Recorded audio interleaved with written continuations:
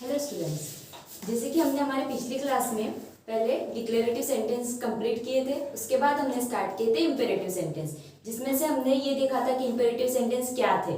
हमने कल हमारी इसके पहले की क्लास में हमने देखे थे इम्पेरेटिव सेंटेंस क्या थे। तो इम्पेरेटिव सेंटेंस में हमने क्या क्या देखा था। हमने सबसे पहले ये देखा था कि इम्पेरेटिव सेंटेंस हम लोग किस लिए यूज कर सकते हैं और उसमें सेंटेंस में क्या क्या इंपॉर्टेंट पॉइंट्स थे हमने वो देखा था। तो हम लोग वन बाय वन फिर से एक बार स्टार्ट करते हैं और उसके बाद उसकी एग्जांपल्स लेते हैं। तो सेंटेंस में हमने सबसे पहले हमारे असर्टिव सेंटेंस लिखे थे।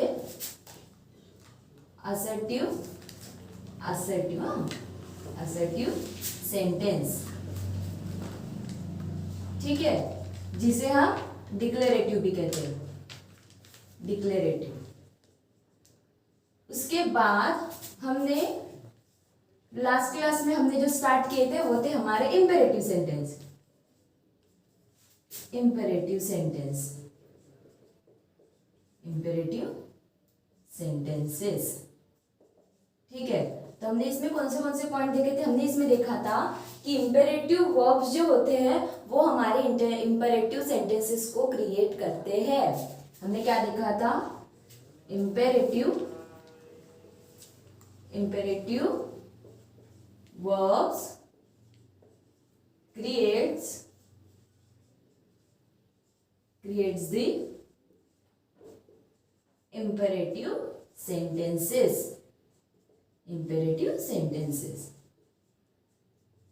ठीक है। अब imperative sentences जो होते हैं ना वो सिंगल वर्ब से भी बनते हैं, जैसे only verbs can make sentences, मतलब एक सिंगल वर्ब से भी हमारे इंपेरेटिव सेंटेंसेस बन सकते हैं। जैसे कि फॉर एग्जांपल हमने कल देखा था, जैसे स्टॉप या प्लीज, इस तरह के जैसे वर्ड्स होते हैं, स्टॉप हो गया, प्लीज हो गया, या फिर जो वर्ड्स होते हैं जो खुद में मतलब पूरी तरह से कंप्लीट होते हैं, एक सेंटेंस की तरह होता है वो वर्ड। तो इस तरह के जो कुछ वर्ब्स होते हैं, जो इंपेरेटिव वर्ब्स होते हैं, वो हमारे इंपेरेटिव सेंटेंसेस को क्रिएट करते हैं। अब हमारे इंपेरेटिव सेंटेंसेस की मेन डेफिनेशन क्या थी। हाँ, और एक और बात, हमने कल कहा था कि इंपेरेटिव सेंटेंस या तो फुल स्टॉप से कंप्लीट होते हैं या तो उसमें एक एक्सक्लेमेशन मार्क भी लगता है, या तो उसमें एक्सक्लेमेशन मार्क लगेगा या तो वो फुल स्टॉप से कंप्लीट होंगे, ठीक है। It ends with full stop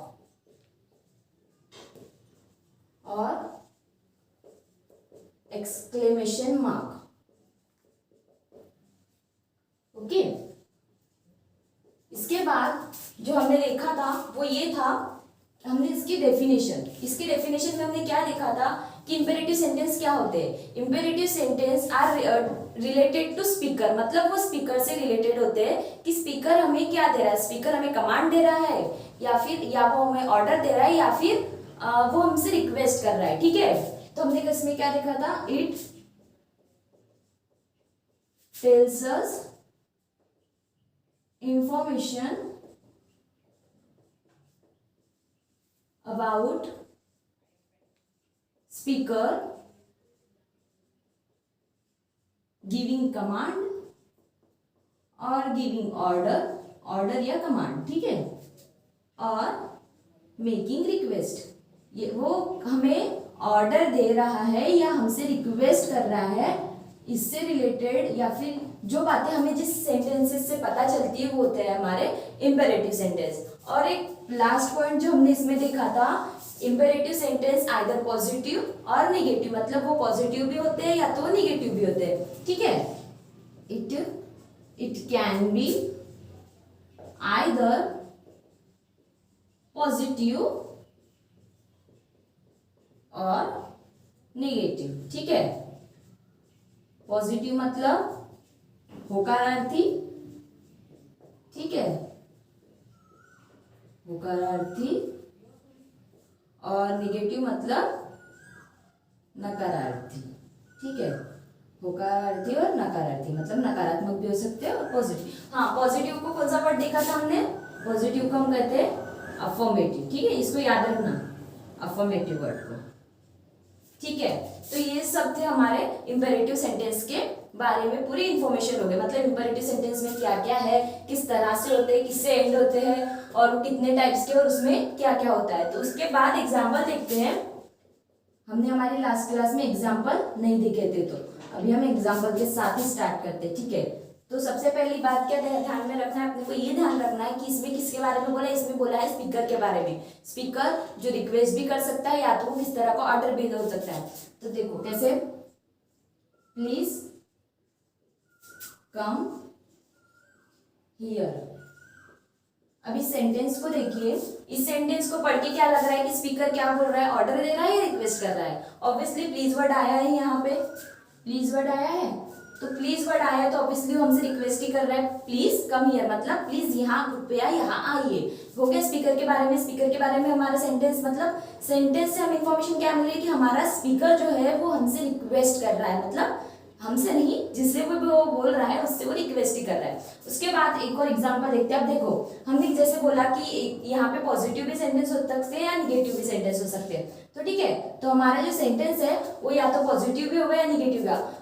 मैंने आपको जब असर्टिव सेंटेंसेस पढ़ाए थे तब आपसे एक बात कही थी कि पॉजिटिव सेंटेंसेस क्या थे, जिससे हमें पॉजिटिव सेंस मिलता है, और निगेटिव सेंटेंसेस क्या है जिसमें हमें निगेटिव सेंस मिलता है। अब निगेटिव सेंस के लिए क्या कौन से वर्ड हमने कहा था, जैसे नो, नॉट, नथिंग, नोबडी, इस तरह के जो वर्ड होते हैं जो निगेटिव मतलब निगेटिव फॉर्म देते हैं हमारे सेंटेंस को, तो उस तरह के वर्ड अगर सेंटेंस में आए तो वो निगेटिव सेंटेंस होंगे।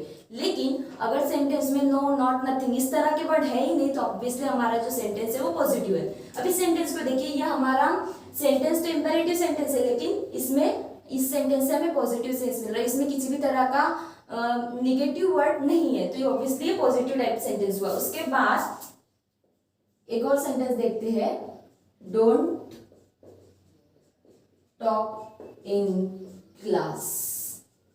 अब इस सेंटेंस को देखिए, अब इस सेंटेंस में नॉट आया है, मतलब ये डोंट का होता है डी। देखो डोंट का ना फुल मतलब, अभी देखो इसको हम ना फुल फॉर्म में ऐसा भी लिखते हैं जैसे सेंटेंस में, अभी शॉर्ट फॉर्म हो गया, हम इसे इस तरह से भी लिखते हैं डीओ और एनओटी, नॉट मतलब डू नॉट, मतलब अगर हम इसे शॉर्ट फॉर्म में लिखना है तो हम लोग इसको इस तरह से शो करते हैं डोंट, ठीक है। Don't talk in class. अब इस सेंटेंस को पढ़ के ही लग रहा है कि ये सेंटेंस जो है वो ऑर्डर टाइप है, मतलब हमारा जो स्पीकर है वो किसी को मतलब आगे वाले पर्सन को ऑर्डर कर रहा है कि आपको क्लास में बातें नहीं करनी। और एक और बात, इस सेंटेंस में नॉट आया है तो ऑब्वियसली ये निगेटिव टाइप सेंटेंस हुआ। और कुछ एग्जांपल देखते हैं, जैसे कि अब एक और थर्ड एग्जांपल देखते हैं। हाँ, go to market and bring some fruits, ठीक है। अब देखो इस सेंटेंस में जिससे रिक्वेस्ट करने लायक जैसे प्लीज वगैरह ऐसे वर्ड इस तरह के वर्ड का यूज नहीं हुआ है, तो ऑब्वियसली ये जो सेंटेंस हुआ ये मतलब रिक्वेस्ट करने टाइप वाला सेंटेंस नहीं, मतलब स्पीकर इसमें रिक्वेस्ट तो कर ही नहीं रहा है। दूसरी बात, इसमें नो, नॉट, नथिंग टाइप कोई वर्ड आया नहीं तो ये निगेटिव सेंटेंस भी नहीं हुआ। उसके बाद इसमें अगर नो, नॉट, नथिंग है ही नहीं तो ऑब्वियसली पॉजिटिव होगा। और फोर्थ पॉइंट ये है इस सेंटेंस के बारे में कि go to market and bring some vegetable. अब इसे हम इस तरह से भी कह सकते हैं कि ये तो ऑर्डर कर रहा है या तो वो किसी को कुछ बोल रहा है, तो हम लोग इसे ये भी कह सकते हैं कि ऑर्डर ही कर रहा है कि जाओ और मार्केट से फ्रूट्स लेकर आओ, तो ये तो एक ऑर्डर टाइप सेंटेंस ही हो गया। हाँ, ये पॉजिटिव टाइप सेंटेंस होगा क्योंकि इसमें निगेटिव टाइप वर्ड सेंटेंस में है ही नहीं, ठीक है। तो आपको समझ में आया इंपेरेटिव सेंटेंस में हमने क्या क्या देखा। इंपेरेटिव सेंटेंस में हमने ये देखा कि इंपेरेटिव सेंटेंस जो होते हैं वो हमें स्पीकर के बारे में इंफॉर्मेशन देते हैं कि स्पीकर जो है वो रिक्वेस्ट कर रहा है या ऑर्डर कर रहा है, ठीक है। दूसरा पॉइंट हमने ये देखा है कि इसमें सिंपली जो वर्ब्स होते हैं, सिंपल एक वर्ब वो भी एक सेंटेंस बनाता है, जिस तरह से ये हमने एग्जाम्पल देखे थे इसमें, ठीक है। जैसे वो सिंपल वर्ब ही है लेकिन वो खुद में एक सेंटेंस पूरा कंप्लीट कर रहा है। उसके बाद हमने क्या देखा, हमने ये देखा कि जो इंपेरेटिव सेंटेंस होते हैं वो फुल स्टॉप से भी खत्म होते हैं या एक्सक्लेमेशन मार्क से भी खत्म होते हैं। उसके बाद हमने उसके कुछ एग्जांपल देखे और इसमें टाइप्स देखे, वो भी पॉजिटिव और नेगेटिव, तो इसमें वो पॉजिटिव टाइप भी होता है या नेगेटिव टाइप भी होता है, ठीक है। तो आई होप आपको इंपेरेटिव सेंटेंस समझ में आए। अब इसके बाद हमको जो स्टार्ट करना है उसका थर्ड पॉइंट है, वो है हमारे एक्सक्लेमेटरी सेंटेंस, एक्सक्लेमेटरी, ठीक है, एक्सक्लेमेटरी सेंटेंस, ठीक है। अब सबसे पहले एक्सक्लेमेटरी सेंटेंस के बारे में जो बातें आपको जाननी है वो ये है कि इसको मतलब पढ़ते बराबर ही भी आपको समझ में आ गया होगा। इसमें सबसे जरूरी क्या है, इसमें सबसे जरूरी है हमारा उल्टा आई, मतलब इनवर्स आई, मतलब एक्सक्लेमेशन मार्क। ये जो होता है ये हमारा है एक्सक्लेमेशन मार्क बोलते हैं इसे।